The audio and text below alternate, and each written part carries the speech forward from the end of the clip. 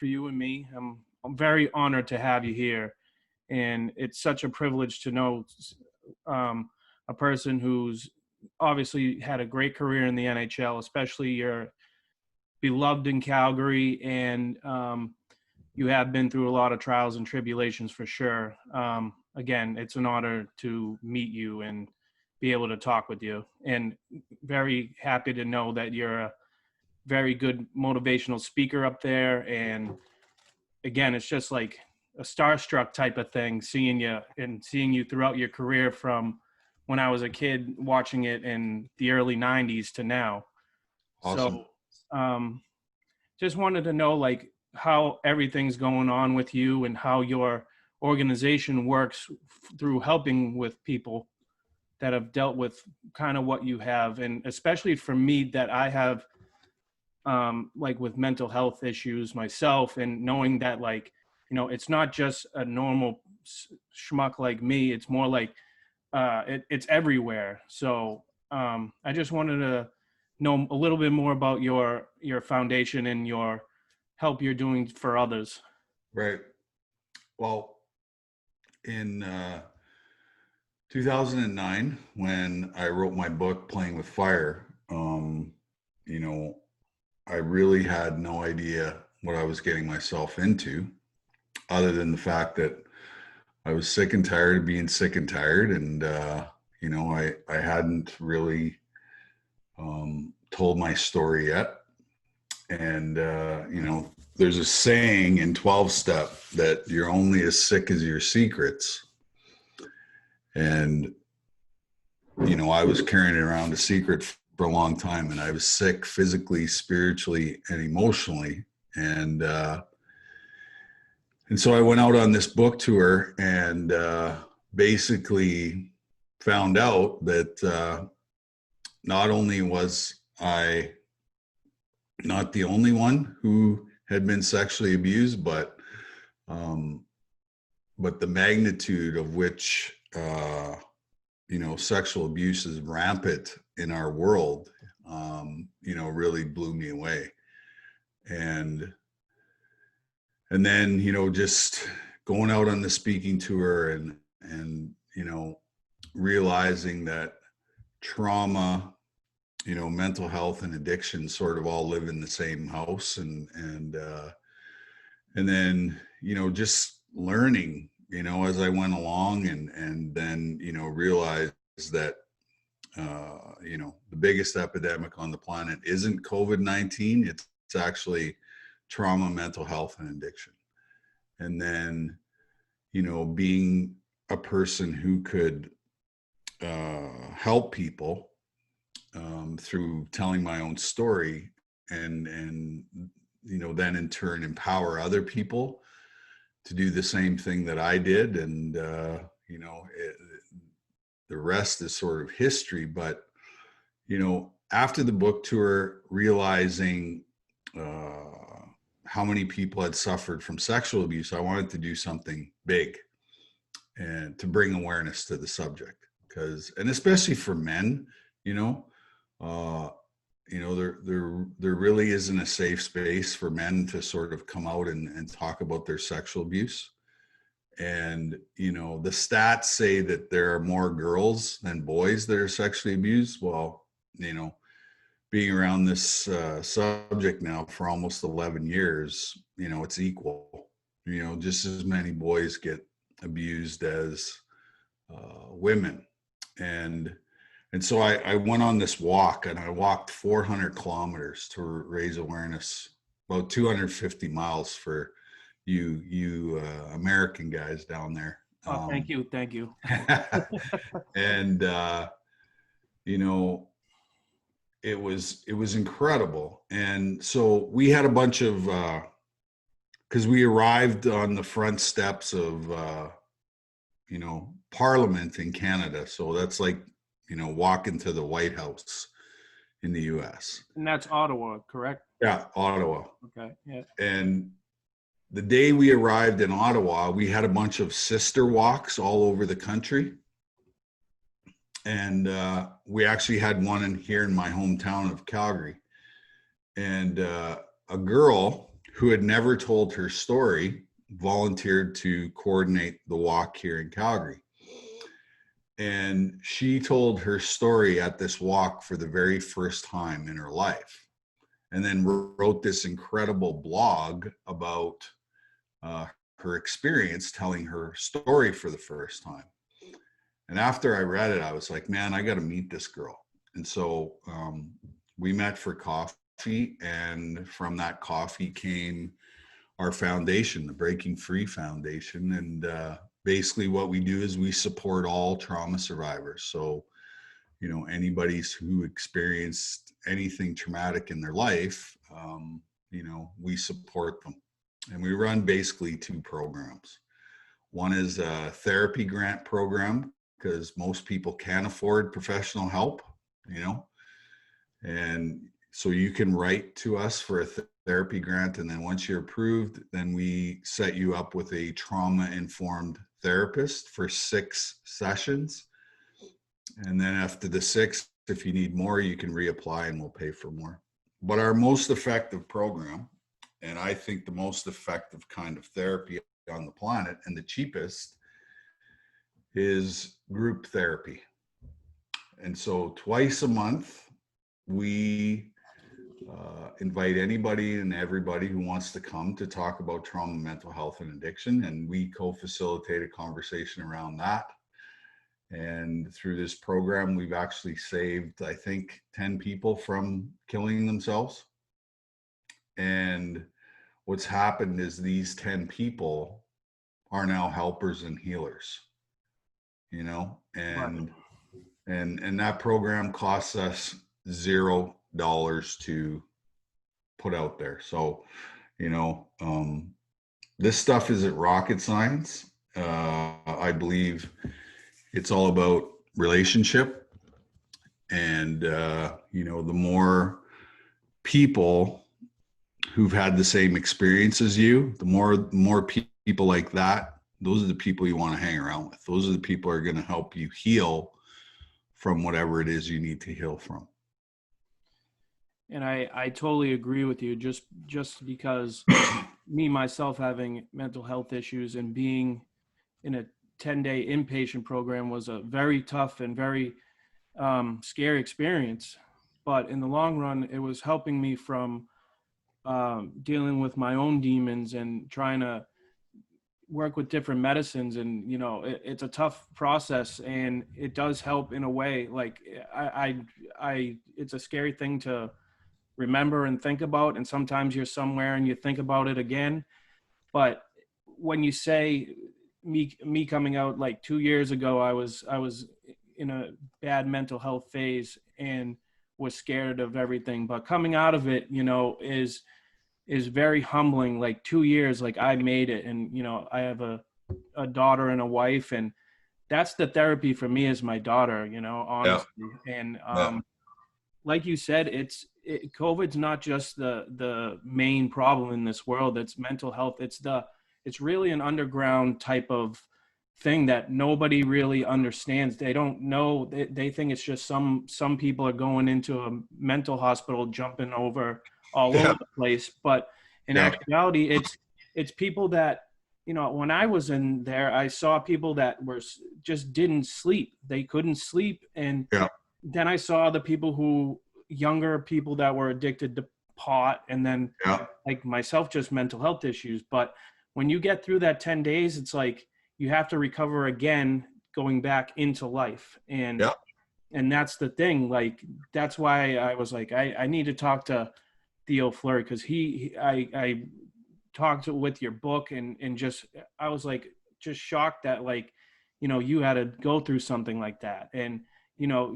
and to know that you're helping the mental health issues and you're helping the sexually abused people that go through this stuff is like humbling. And, you know, like, you had an amazing hockey career too, you know, and it's just growing up, like from the outside looking in, I didn't even know that you had something going like that. Nobody did until you had that. Well, because, you know, back in the 90s, nobody was talking about mental health, right?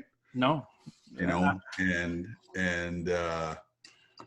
you know, and it was, it was hard to, go to a trainer or go to the team doctor and saying, like, I'm feeling a little bit fucked up here and I don't know what's going on. Right. Like you just sort of, and so, that's where that whole addiction comes in, right? Because, mental health is emotional pain. That's what it is.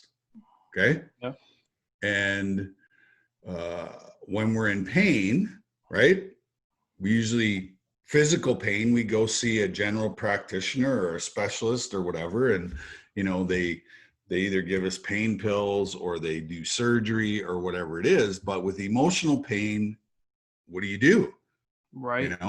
Right. And so, you quickly sort of gravitate towards the dark side of life and you get involved in addictions, because the addiction is, what you use as a coping mechanism to suppress the emotional pain and scars that are left behind from your traumatic experience, right?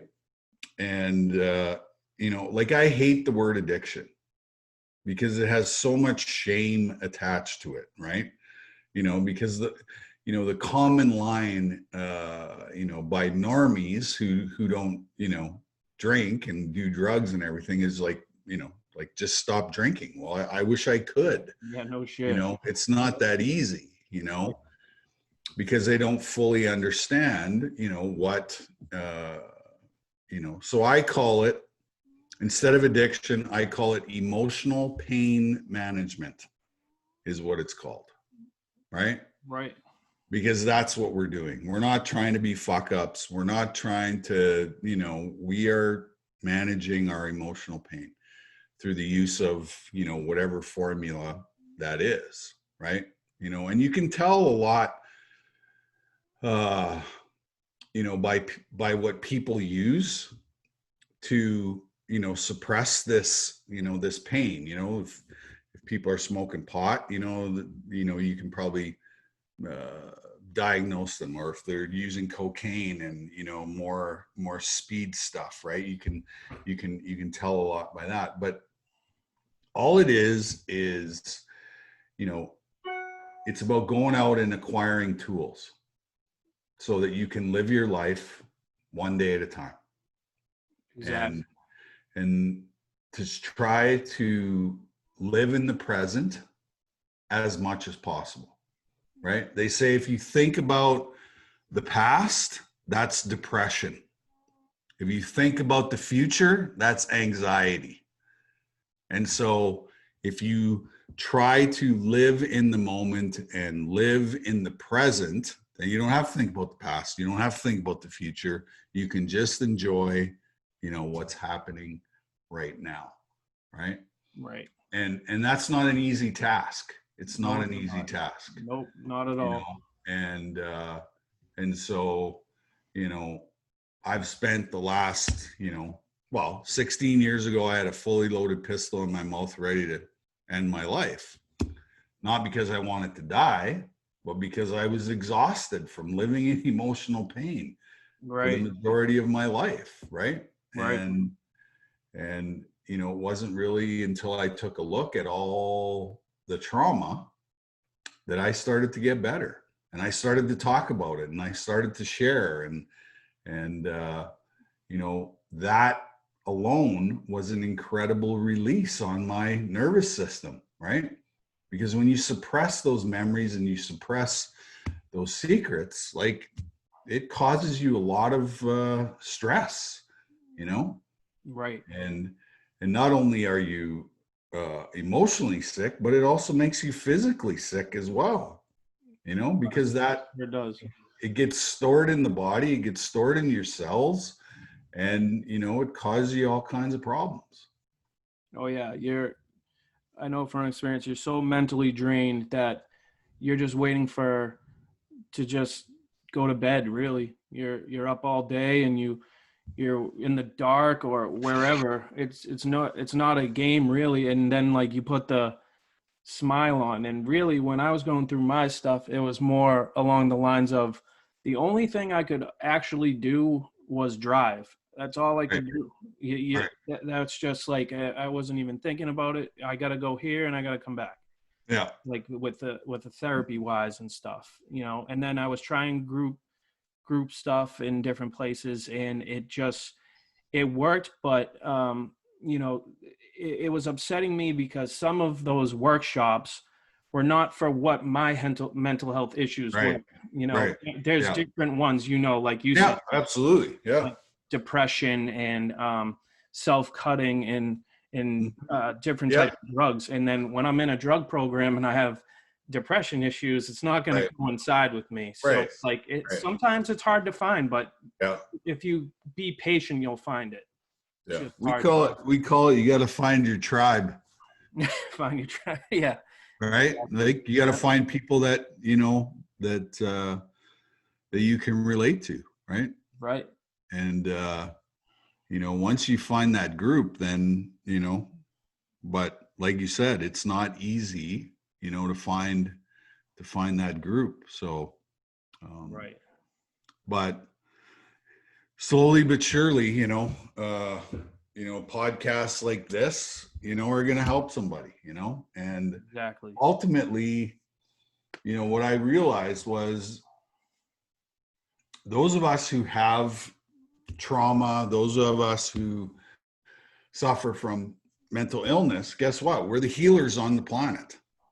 We're the healers because we have the experience, so we can relate. Uh, there's no stigma attached to us, right? Because we have it, right? And because we have it, now we can share what works, what doesn't work, what kind of modalities, therapeutic modalities work, et cetera, right? And so the commonality is what bonds us together. And then, with that group of people helping each other, that's how you heal. And that's the thing too, is, I don't know if you watched, was it last year or the year before, the NHL awards, when Yeah. Robin Leonard. Robin Leonard had his quote, and like that stuck with me. And it was like, like I have this, but it doesn't have me. Yeah. And that was a big thing for me. And he's a remarkable goalie too, just Yeah. like you were a remarkable hockey player. And my other question was, do you still like have any still contact with hockey and still have ties with the NHL still? You know what? Not really. When I left the game, I wanted to get as far away from hockey as I possibly could because, I wanted to do something that was even more impactful than my hockey career, and I didn't know what that was when I left the game. And like I said, when I wrote that book and told my story is really when I found the true purpose for my life. I always thought I was supposed to be a hockey player, but little did I know that, this is really what I was supposed to be doing, and hockey allowed me to have this, this big voice, that I have now. And, to me, it's all about helping people, and the more people I help, guess what? The more I heal myself. It's that simple, and, it's not rocket science, Right. it really isn't. It's finding a daily routine that, makes those times when, my anxiety kicks up or my depression kicks up, I don't get stuck in that deep dark hole anymore like I used to. And, during COVID, Mm-hmm. like the first month and a half, like I didn't get out of bed Oh, because I fell yeah. into a deep dark depression, right? But what came out of it was, I always thought that I could beat this, right? Because of my competitive nature and, sort of how I'm wired.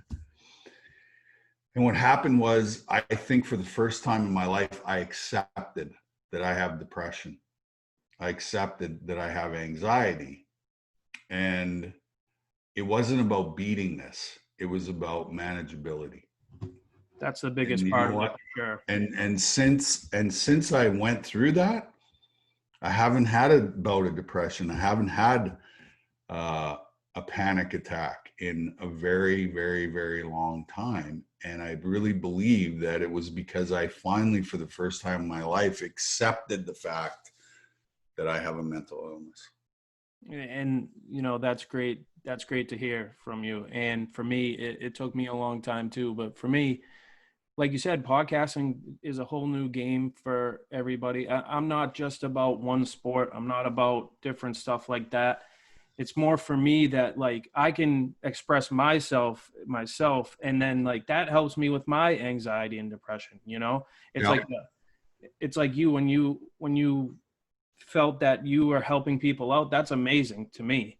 Like Hmm. that's a true thing. And hockey is the last thing on your mind. Like, Yeah. and it's great to know like that you're doing something for the better of people, and you're, like you said, you stopped 10 people from ending their lives because they didn't want to live anymore, and you gave them a purpose to get back up and live. That's an amazing feeling in its own. That's probably like when you won the Stanley Cup, kind of like in your. Yeah. No question. No question that, you know, like I feel very blessed. And, you know, what I find with pain in general, is really, it is a sign from the universe that, um, pain is a great motivator. It gets us to pay attention. And, you know, there are gifts in pain and suffering. That's why we go through what we go through. And, the gift of my own pain and my own suffering was that, um, that I could become this advocate or activist or whatever you want to call it in the mental health space. And, and all it took was just me telling my story. Like, so many people are afraid to tell their story, you know, It's true. I mean, and, and, we haven't created a safe space in society where, we can talk about this stuff, you know? right. And so every day, guys like you and me, we fight, that ugly word stigma, right? Exactly. Yep. And, you know, I hope there comes a day when there is no more stigma when it comes to mental illness and mental health and trauma and addiction. And, but, we've come a short ways, but we've got a long ways to go. And, coming out of COVID, you know, uh, because COVID's the most traumatic thing that's happened since World War II. Yes. Okay. And the after effects of what COVID's going to leave behind is it's going to leave behind a whole bunch of mental illness, And, because um, because that's what trauma does, right? right. And so um, I'm getting ready to, because I was busy before this happened. I can't imagine what's going to happen after COVID finally gets settled down and we figure, we get back to some sort of semblance of normalcy. Right. And again, that's probably just going to be your healing motion right there, where people are pretty much, to say it in a good way, they're going to line up to get the help, and slowly but surely they'll get the help they need. Yeah. And for, Well, I hope it spurs because mental,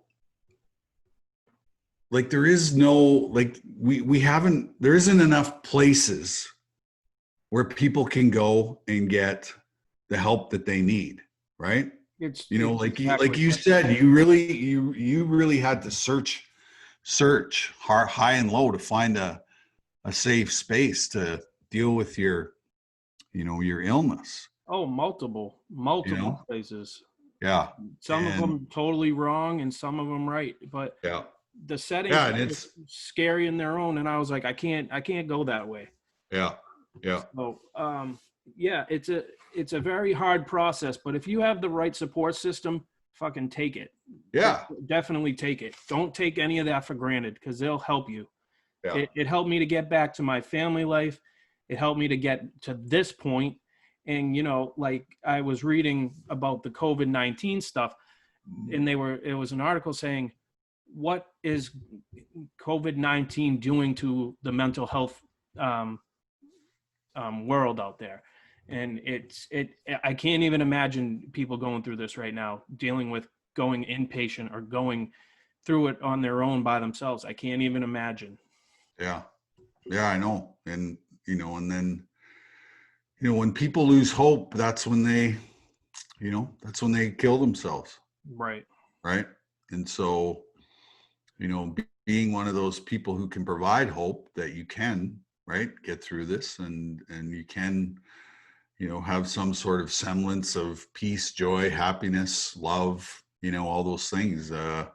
But like, you got to do the work, right?